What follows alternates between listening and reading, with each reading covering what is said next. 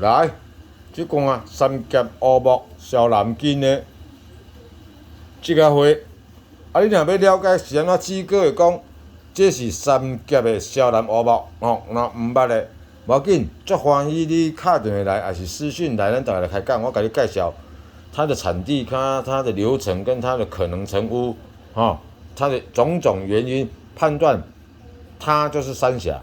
我的乌木最基本都是三峡的，因为它从新北市出土的，哦，它有它的基本结构啦，好不好？安尼有水无？有大斑无？安尼有够翘无？细毛无？